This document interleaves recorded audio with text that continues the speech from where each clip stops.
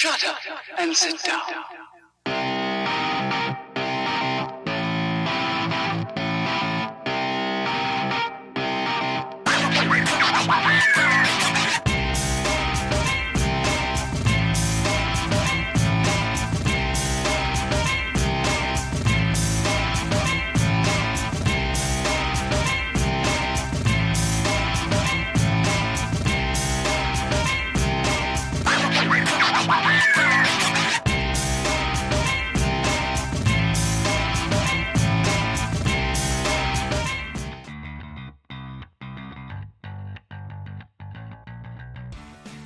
Hey everyone, this is Sarah the Artist with Hardcore Vigilante Studios, and I hope you enjoyed that intro by my fabulous man of cinema at Bell Media Machine, only on Instagram. So today I'm going to talk a little bit about dealing with depression, frustration, and art exhaustion. I remember getting a question a while back from one of my followers on Instagram, and they asked me what to draw when you have art block.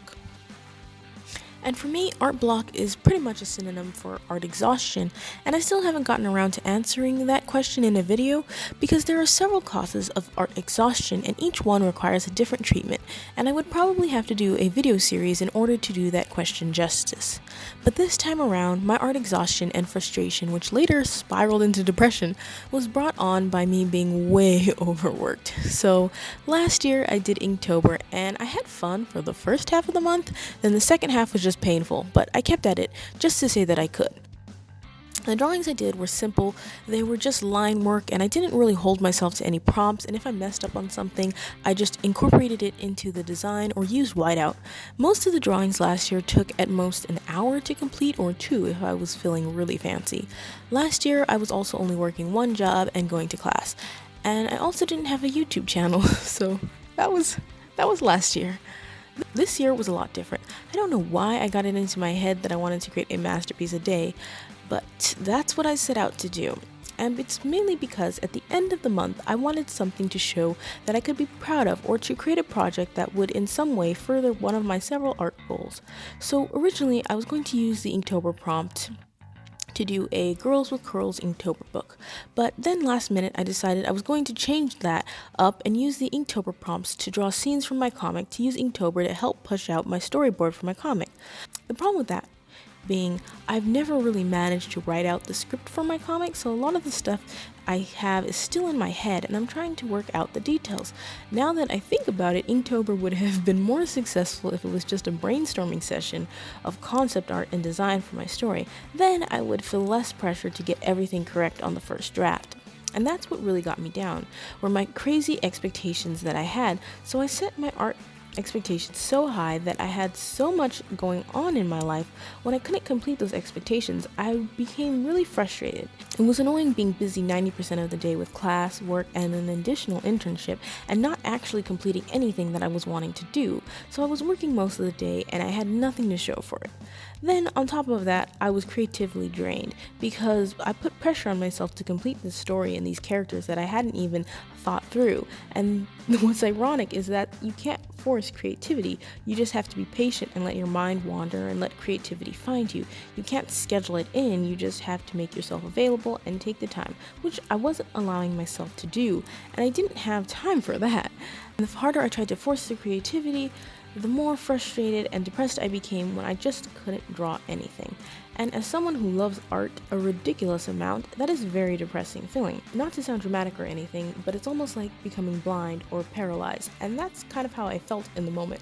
Looking back at it now, it seems rather silly comparing paralysis to not being able to draw for a week, but I was in a pretty negative space.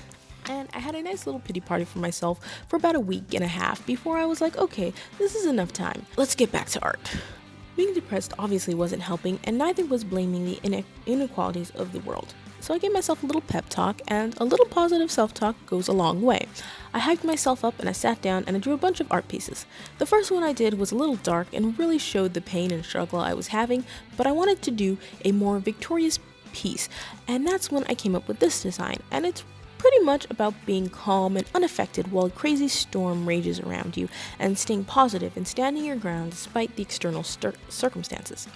So this woman is standing here, and there's a storm practically turning her world upside down, but she's just standing there, and she's fine. Her hair is gold, and I gave her skin a gold undertone because I wanted her to be a light shining out against the darkness that is trying to engulf her, and she's just like, nah, I'm good. And one thing I couldn't really decide on at first was whether her hair should be affected by the storm. Her clothes and jewelry are being blown around in the wind, but her hair is part of her, so I decided that it too should be unaffected. Also, because it is the brightest part of the piece, so it should be the strongest against the storm.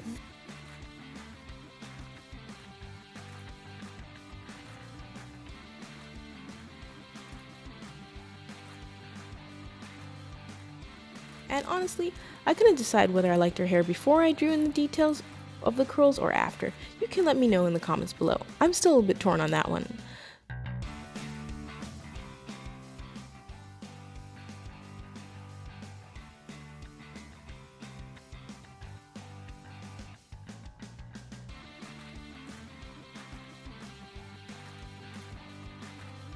Thank you guys so much for watching. If you want to see more of my artwork on the daily, you can follow me at HV_studios on Instagram. And if you enjoyed this video, please leave a comment, like, and subscribe to keep the dream alive. And I'll see you next time.